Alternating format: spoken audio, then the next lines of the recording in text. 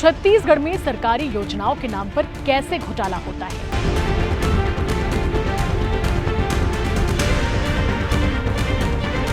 कैसे अधिकारी जनता के करोड़ों रुपए को डकार लेते हैं। कैसे कुछ अधिकारियों और फर्मों की मिली भगत से सरकारी धन की खुली लूट में बदल गई। सिर्फ 2000 रुपए में मिलने वाला वर्मी बेड सरकारी कागजों में 16,500 रुपए में खरीदा गया। इस टेंडर में 3 कंपनियां शामिल थी, जिनका नाम है AR इंटरप्राइजेस, आर्मी इन्फोटेक और विश कंप्यूटर्स। सूत्रों के मुताबिक इस पूरे मामले में गुजरात से जुड़े कारोबारी जिग्नेश पटेल का नाम भी सामने आ रहा है और अब वर्मी बेड की खरीदी में बड़ा घोटाला उजागर हुआ है। इस पूरे मामले का खुलासा करने जा रही है CG भास्कर। छत्तीसगढ़ में सरकारी योजनाओं के नाम पर कैसे घोटाला होता है, कैसे अधिकारी जनता के करोड़ों रुपए को डकार लेते हैं, इसे लेकर एक और 8 करोड़ का घोटाला सामने आया है। किसानों के हित और जैविक खेती को बढ़ावा देने के नाम पर लाई गई योजना कैसे कुछ अधिकारियों और फर्मों की मिली भगत से सरकारी धन की खुली लूट में बदल गई, इसका चौंकाने वाला सच अब सामने आया। सिर्फ 2000 रुपए में मिलने वाला वर्मी बेड सरकारी कागजों में 16,500 रुपए में खरीदा गया। और आखिर ये घोटाला कैसे हुआ, कौन है इसके पीछे का चेहरा और कैसे सरकारी पैसे की खुली लूट मचाई गई, इस पूरे मामले का खुलासा करने जा रही है CG भास्कर। नमस्कार, मेरा नाम है निधि भारद्वाज और आप देख रहे हैं CG भास्कर।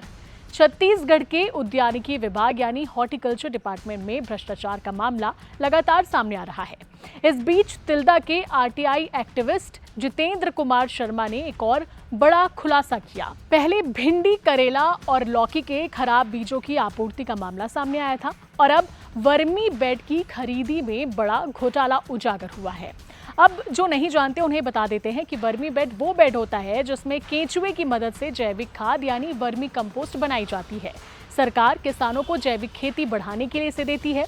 किसान सरकारी पोर्टल, जिसका नाम जेम पोर्टल है, उससे इसे खरीदते हैं। उसी पोर्टल पर मी पैटेक्स ब्रांड का वर्मी बेड 2000 रुपए प्रति पीस में निर्माता कंपनी बेच रही थी। अब उद्यानिकी विभाग ने वही वर्मी बेड AR इंटरप्राइजेस नाम की फर्म से लगभग 16,500 रुपए प्रति पीस में खरीदा, यानी बाजार में उपलब्ध कीमत से करीब 8 गुना ज्यादा कीमत पर खरीदी की गई। इस पूरे घोटाले को 3 कंपनियों के साथ योजनाबद्ध तरीके से अंजाम दिया गया। इस टेंडर में 3 कंपनियां शामिल थी, जिनका नाम है AR इंटरप्राइजेस, आर्मी इन्फोटेक और विश कंप्यूटर्स। आरोप है कि इन तीनों ने मिलकर कार्टेल बनाया ताकि कीमत ज्यादा दिखाकर घोटाला किया जा सके। साथ ही विभाग के कुछ अधिकारियों पर भी नियमों को नजरअंदाज कर इस पूरी प्रक्रिया में सहयोग करने का आरोप है। ये मामला सिर्फ किसी एक जिले का नहीं, बल्कि छत्तीसगढ़ के कई जिलों में इस तरीके से भ्रष्टाचार का खेल जारी है। ये वर्मी बेड किसानों को जैविक खाद बनाने के लिए दिए जाने थे। इसके लिए केंद्र सरकार से फंड भी मिला था, लेकिन आरोप है कि वित्तीय वर्ष खत्म होने से ठीक पहले जल्दबाजी में ये खरीदी की गई और सरकारी पैसे का दुरुपयोग हुआ। अधिकारियों और सप्लायरों ने मिलकर सरकारी पैसे हड़प लिए। इतना ही नहीं, जांच में यह भी सामने आया है कि जिस AR इंटरप्राइजेस फर्म ने वर्मी बेड की सप्लाई की, उसका GST रजिस्ट्रेशन इलेक्ट्रॉनिक सामान बेचने के लिए है, जबकि वर्मी बेड का कारोबार उसमें दर्ज नहीं है।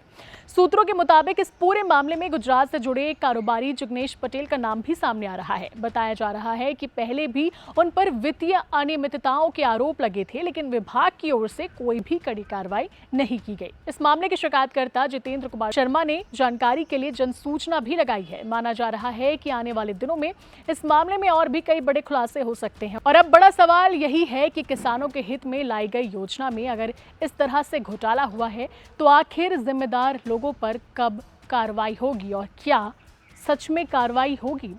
अगर आपके आसपास भी इस तरीके से कोई घोटाला हो रहा है, कई चीज़ों में धांधली हो रही है, तो आप CG भास्कर से संपर्क कर सकते हैं।